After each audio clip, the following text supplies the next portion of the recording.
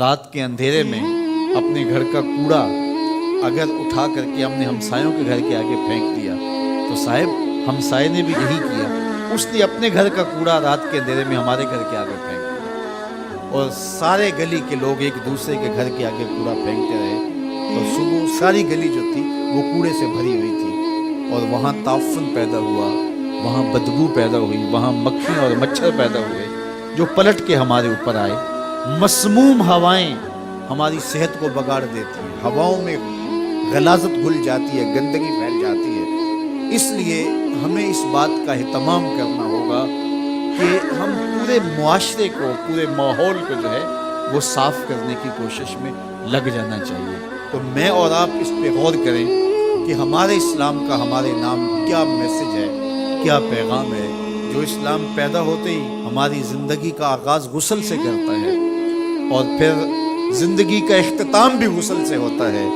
دن میں 5 نمازیں ہیں اور ان کے لیے بار بار وضو کرنا ہوتا ہے، اور اگر حد سے اکبر لاحق ہو جائے تو فوراً ہمیں غسل کر کے اس کو دور کر کے پاکیزگی حاصل کرنے کی تلقین ہے۔ وَثِيَابَكَ فَطَهِّرْ، اپنا لباس پاک کرو، اس کی ہمیں تلقین کی گئی ہے۔ الطہور شطر الایمان، طہارت کو آدھا ایمان قرار دیا گیا ہے۔ کتنی بڑی بات ہے۔ آج ہم اپنے گلی محلے دیکھیں، اپنے کوچہ و بازار دیکھیں، اپنے اطراف میں پھیلی ہوئی گندگیاں دیکھیں تو پھر ہمیں شرم آتی ہے کہ کیا ہم وہ مسلمان ہیں کہ جس مسلمانی کا ہم سے تقاضا کیا گیا تھا۔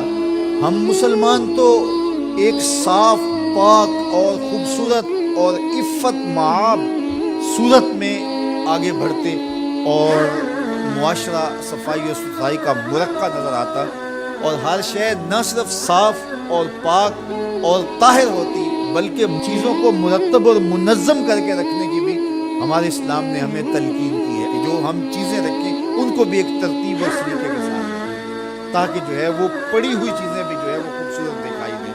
حتیٰ کہ بال الجھے ہوئے پسند نہیں کیے گئے، اور کہا کہ من کان لہ شعر فلیکرمہ، جو بال رکھے پھر بالوں کو سنوار کے رکھے، بال الجھے ہوئے رکھے تو یہ پسند نہیں کیا گیا۔ تو یہ ہمارے دین نے ہم سے تقاضا کیا ہے، جہاں ہم رہتے ہیں، جس گلی میں رہتے ہیں، جس محلے میں رہتے ہیں۔ ہم نے یہ دیکھا ہے کہ 10 مرلے کا ایک کنال کا گھر بنگلہ بنایا، اور اس کے اندر اتنا اچھا اہتمام کیا، ایک ایک کونے اور گوشے کو ہم نے سلیقے کے ساتھ بنایا اور خوبصورتی کے ساتھ بنایا، لیکن گھر کے آگے 10 فٹ کی گلی ہے تو وہ گندگی سے اٹی پڑی ہے۔ ہمارے گھر کے سامنے جوہر پانی کا بڑا ہے، اور جس کے اندر گندگی اور غلاظت ہے، اور وہ چھینٹے اڑ کے ہمارے گھر کے اندر ہی گرتے ہیں، اور وہاں پیدا ہونے والی مکھیاں اور مچھر ہمارے گھر کے اندر ہی غلاظت کا جو ہے وہ سبب و ذریعہ بنتے ہیں، اور اس گندگی کے ماحول سے ہوا بھی مسموم ہوتی ہے جو بیماریاں پھیلاتی ہے،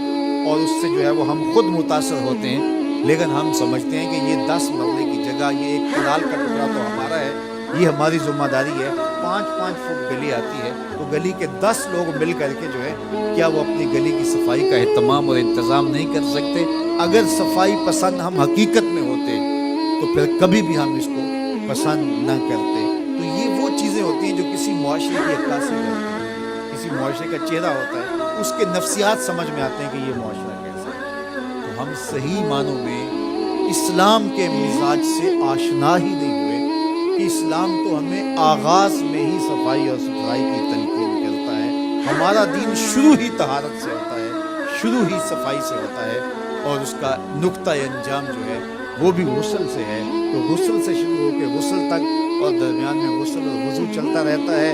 لباس کی پاکیزگی ہے، خوراک کی پاکیزگی ہے، مکان اور اطراف کی پاکیزگی ہے، ماحول کی پاکیزگی ہے۔